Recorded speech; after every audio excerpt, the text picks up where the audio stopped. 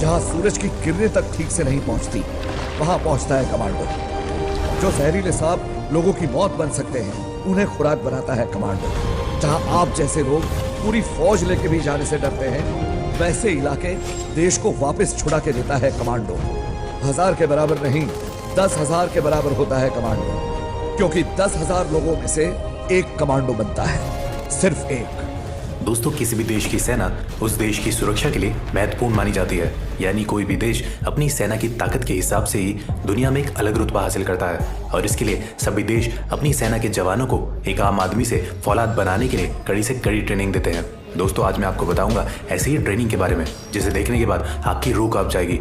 और एक बात दोस्तों, इस वीडियो में मैं आपको पाकिस्तान की फोर्सेस की ट्रेनिंग के बारे में भी बताऊंगा, जिसे देखे बिना आप वीडियो को स्किप मत करना, क्योंकि भले ही पाकिस्तान की सेना को बार बार हिंदुस्तान की सेना ने मात दी हो, लेकिन पाक की सेना के जवानों को भी एक कठिन ट्रेनिंग के दौर से गुजरना पड़ता है। Number 1, 36 hours stretch training camp, para commando. दोस्तों, आपको बता दूं कि पैरा कमांडो का कोई स्पेशल रिक्रूटमेंट नहीं किया जाता, बल्कि इसका चयन सेना के विभिन्न रेजिमेंट में से किया जाता है।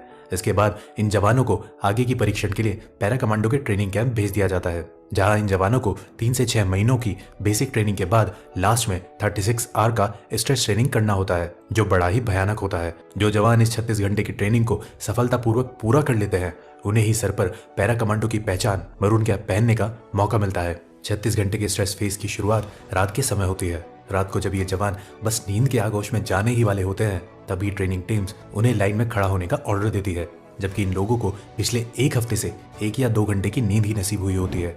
इसमें जवानों को तब तक बार बार रूटीन एक्सरसाइज करना होता है जब तक इनमें से कोई एक हार ना मान ले। फिर इन जवानों को 30 किलो के बैटल लोड्स के साथ अगले 2 घंटों तक खड़ी पहाड़ी पर चढ़ाई करनी होती है। ये पैदल मार्च 10 किलोमीटर लंबी होती है, जिसे 2 घंटे में पूरा करना होता है। फिर इन्हें अपने दोस्त को अपने कंधे पर बिठाकर चलना होता है, जो सबसे जरूरी है, क्योंकि पैरा कमांडो का ये मानना है कि आप किसी भी परिस्थितियों में अपने साथी को दुश्मन के बीच नहीं छोड़ सकते। लेकिन दोस्तों, जिन लोगों को लगता है कि ये बड़ा ही भयानक है, तो मैं आपको बता दूं कि अभी आपको बहुत कुछ देखना बाकी है। इसके बाद इन जवानों को 1.18 किलोमीटर सर्किट के 3 राउंड लगाने होते हैं, जिसमें हर एक राउंड में वजन को बढ़ा दिया जाता है। पहले राउंड में जवानों को अपना 30 किलो का बैटल लोड और हथियार के साथ 20-20 लीटर के 2 जेरी कैंस लेकर चक्कर लगाना होता है, जबकि दूसरे राउंड में 80 किलो के ट्रक के टायर के साथ चक्कर लगाना होता है, और तीसरे राउंड में लकड़ी के भारी भरकम टुकड़े को कंधे पर उठाकर 1.18 किलोमीटर सर्किट को पार करना होता है, जिनका वजन 30 से 80 किलो तक हो सकता है। हर राउंड को पूरा करने के लिए इन्हें सिर्फ 1 ही घंटे का वक्त दिया जाता है। ट्रेनिंग के इस हिस्से को वेट शिफ्टिंग कहा जाता है, जिसे पूरा करने के बाद जवानों को 12 फुट गहरे पानी के टैंक में हाथ पैर बांधकर डाल दिया जाता है। इस टैंक का पानी बर्फ से भी ज्यादा ठंडा होता है। टैंक में ट्रेनर इन जवानों को उतनी ही ऑक्सीजन सांस के रूप में लेने देता है, जिससे वो जिंदा रह सके। जवानों को ऐसा परीक्षण इसलिए दिया जाता है ताकि वो मिशन के दौरान एक्सट्रीम स्ट्रेस को झेल सके। इस परीक्षण में असफल होने वाले जवानों का मरून कैप पहनने का सपना टूट जाता है। इस ट्रेनिंग के पूरा होते होते 14 घंटे का समय बीत चुका होता है, जिसके बाद इन्हें गटर के पानी की तरह दिखने वाले वाटर पीने को दिया जाता है, जो रियल में एक जूस होता है जिसमें डिहाइड्रेटेड सोल्यूशन मिला होता है। इन सारे शारीरिक ट्रेनिंग के पूरा होने के बाद इनकी ऑपरेशनल टेक्निक्स और ऑब्जर्वेशन स्किल्स की जांच की जाती है, जो बहुत ही दबाव से भरा होता है। इस दौरान उन्हें उन चीजों के बारे में लिखना होता है जो उन्हें इस ट्रेनिंग के दौरान अब तक दिखा है। इसे पूरा करने के बाद फिर इन जवानों का मेडिकल टेस्ट किया जाता है, जिसमें सफल होने वाले जवानों को आगे और 10 किलोमीटर लंबे पैदल मार्च के लिए भेज दिया जाता है। पैदल मार्च पूरा होने के बाद करीब 20 घंटे से भूखे इन जवानों को रूखा सूखा खाना दिया जाता है। खाना खाने के बाद कई जवानों को नींद आने लगती है और कई जवान सो भी जाते हैं, जिस वजह से उन जवानों का मरून कैप पहनने का सपना टूट जाता है। फिर बाकी जवानों को आगे 5 घंटे के लिए जंगल में छोड़ दिया जाता है, जिस दौरान इनके कॉम्बैक्ट स्किल की जांच की जाती है। उसके बाद कॉम्बैक्ट स्किल में सफल हुए जवानों को कीचड़ में उतार दिया जाता है। फिर उन्हें कीचड़ से सने अपने ड्रेसेस के साथ हथियारों के साथ दौड़ लगाना होता है, और इसी के साथ इन जवानों का 36 आवर्स स्ट्रेस ट्रेनिंग समाप्त होती है और सफल हुए जवानों के सर पर मरून कैप सजा दी जाती है। Number 2, People's Liberation Army training camp, China. दूसरे ताकतवर देशों की तरह ड्रैगन यानी चाइना के पीपल लिबरेशन आर्मी के जवानों को भी कठिन ट्रेनिंग के दौर से गुजरना होता है, लेकिन इनकी ट्रेनिंग का एक हिस्सा बाकी देशों से बिल्कुल अलग होता है। चीन के सैनिकों को ट्रेनिंग के दौरान जिंदगी और मौत का खेल खेलना पड़ता है। ट्रेनिंग के दौरान इन सैनिकों को बचपन के गेम पासिंग द पास की तरह जिंदा ग्रेनेड से खेलना पड़ता है। यह खेल तब तक चलता है जब तक आखिरी सैनिक उसे जमीन में फटने से पहले दबा ना दे। तो दोस्तों, क्या कहते हैं इस पागलपन के बारे में? Number 3, Gorkha boot camp. इस दुनिया में अगर किसी को मौत से डर नहीं लगता है तो वो है गोरखा रेजिमेंट के जवान। तभी तो भारत के पूर्व सेना अध्यक्ष रहे सैम मॉनिक शाह ने कहा था कि यदि कोई व्यक्ति कहता है कि उसे मरने से डर नहीं लगता तो वह या तो झूठा है या फिर गोरखा है। दोस्तों, इस रेजिमेंट के भरोसे तो अंग्रेजों ने सेकेंड वर्ल्ड वॉर में हिटलर से टक्कर ली थी।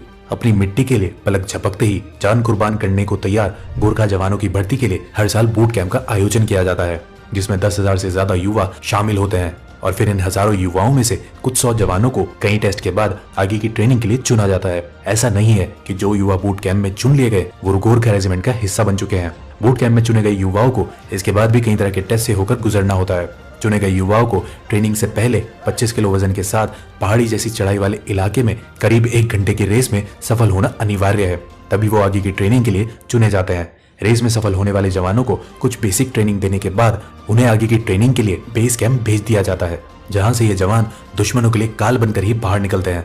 गोरखाओं के बारे में कहा जाता है कि गोरखा जब एक बार अपना खोखड़ी निकालता है तो वह अपने दुश्मनों का खून बहाए बिना मैदान में नहीं जाता।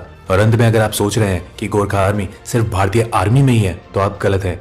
नेपाल आर्मी और भारतीय आर्मी के गोरखा रेजिमेंट के अलावा ब्रिटेन आर्मी का गोरखा ब्रिगेड बहादुरी के लिए मशहूर है। अपनी बहादुरी से गोरखा पलटन ने हिंदुस्तान के लिए कई युद्ध जीते हैं।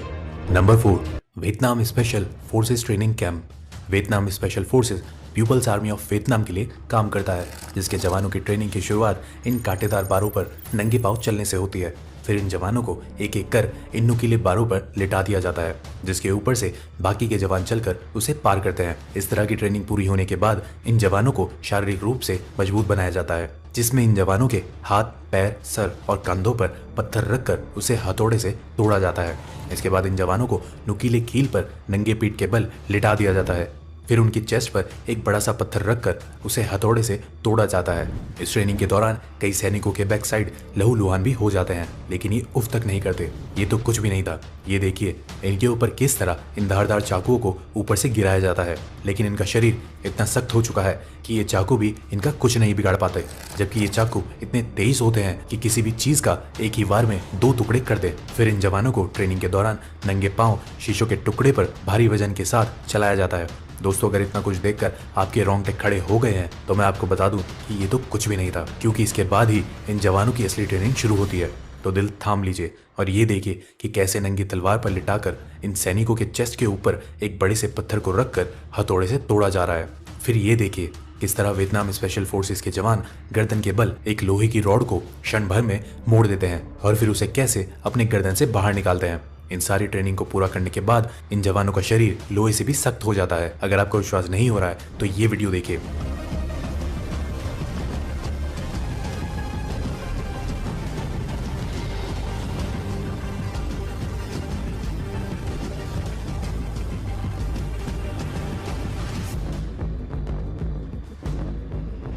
क्यों, अब यकीन हुआ? इसके अलावा वियतनाम स्पेशल फोर्सेस के जवानों को पानी के अंदर, माउंटेन हिल्स और जंगलों में लंबे समय तक सरवाइव करने के लिए कई तरह से प्रशिक्षित भी किया जाता है। फिर इन फौलादों को वियतनाम स्पेशल फोर्सेस में रिक्रूट कर लिया जाता है। Number 5, special service group SSG Pakistan. वैसे तो पाकिस्तान युद्ध क्षेत्र में हर बार भारत के हाथों पिटता ही रहा है, लेकिन आज हम बात करने वाले हैं पाकिस्तान के स्पेशल सर्विसेज ग्रुप यानी SSG की, जो पाकिस्तान की स्पेशल फोर्स है। दुनिया के बाकी देशों की स्पेशल फोर्स की ट्रेनिंग की तरह ही SSG के जवानों को भी कठिन ट्रेनिंग करनी पड़ती है। ट्रेनिंग की शुरुआत 12 घंटों में 36 मील और 50 मिनट में 5 मील की दौड़ के साथ होती है। फिर इन्हें कई तरह के हथियारों को चलाने की ट्रेनिंग दी जाती है। जब SSG के जवान हथियार चलाने में निपुण हो जाते हैं तो फिर इन्हें जंगलों, पहाड़ों और पानी के अंदर सर्वाइव करने की ट्रेनिंग दी जाती है। इन ट्रेनिंग के दौरान इन जवानों को कई दिनों तक भूखा भी रखा जाता है। दोस्तों, अगर आप सोच रहे हैं कि गरीबी के कारण पाकिस्तान के इन जवानों को भूखा रखा जाता है तो ऐसा नहीं है, बल्कि ये इनकी ट्रेनिंग का हिस्सा होता है ताकि जरूरत पड़ने पर ये भूखे पेट भी अपने दुश्मनों का सामना कर सके। तो दोस्तों, अब तो आप समझ ही गए होंगे कि क्यों देश की सुरक्षा में लगे जवानों का हौसला इतना बुलंद होता है। और अगर हमारी ये वीडियो पसंद आई हो तो ज्यादा से ज्यादा लाइक और शेयर करें। साथ ही अगर अभी तक आपने हमारे चैनल को सब्सक्राइब नहीं किया है तो उसे अभी सब्सक्राइब कर लें। आज की वीडियो में बस इतना ही। अब हमें इजाजत दीजिए। आपका बहुत बहुत शुक्रिया।